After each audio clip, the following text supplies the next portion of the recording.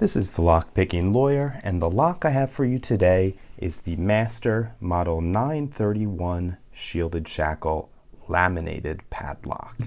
Now, I like to vary the locks I show you in my videos, so normally I would not feature a lock like this so quickly after I posted a video of a nearly identical lock, and that's the Master Model 911. However, when I picked this, I discovered an interesting little flaw in it that I wanted to share with you. Now, let's start with the good features of this padlock. With the 911, my main complaint with this was the 8mm shackle. On 50mm laminated steel padlocks, the standard is a 9mm, and they normally are a little bit bigger, 9.5 or 10mm. With the 8mm, it was certainly below the class. However, with the addition of a shackle guard, we would make any attacks on this with a bolt cutter very, very difficult, so the 8mm shackle is of lesser importance. Now, the flaw I wanted to show you can't be appreciated until we pick it. So let's do that right now, and if you pay careful attention, you might be able to spot it. Okay, let's get started. Okay, click out of 1, nothing on 2, nothing on 3, nothing on 4. Okay, 5 is binding. Okay, got him, and we went into a false set. Back to 1, nothing there. 2, okay, little counter rotation, got him set. Nothing on 3. And 4.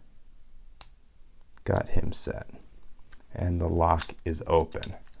Now, if you're paying careful attention, you will have noticed that we never picked pin 3, and that is somewhat surprising given the fact that pin 3 is the highest set pin on this key. What I think that means is that the driver pins in this lock are too short. Oddly enough, something I've been seeing a fair amount of lately, and I don't know why that is other than the lock makers just not paying attention. So, if I'm correct, we're going to find a driver pin in the core when we take this apart. So let's take this apart now, and I'll be extra careful not to lock this core up, and hopefully we'll be able to see that issue.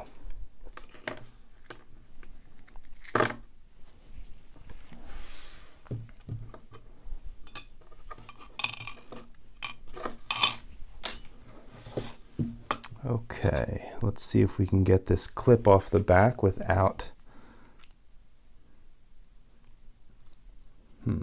locking this up, and it might be difficult. Let me see if I can hold it in place with a key.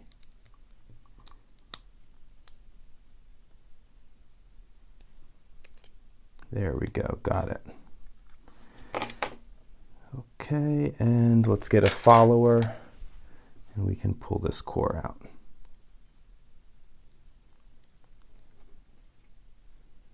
Okay, the first thing we notice looking at this core is that it is a 6-pin core with only 5 pinned up. We see a lot of that from many locks, not just master locks.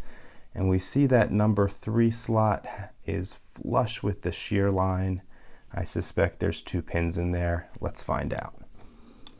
Okay, 1 is a standard pin, 2 is standard, 3 has a spool and our standard key pin, 3 is standard, and 4 is standard. So it was the case that our driver pin was too short for the bitting. It's an unfortunate security flaw, but for some reason we're seeing a ton of that lately. Okay, number 1's a spool. 2's a spool, 3 should be empty, and it is. 4's a spool, and 5 is lightly serrated. The exact same pinning as we saw in the 911, as we would have expected. Okay, let me give you a close-up of this pinning. Okay, as we can see, all standard key pins. And then for our driver pins, we have 4 spools in slots 1 through 4 and a lightly serrated pin in number 5.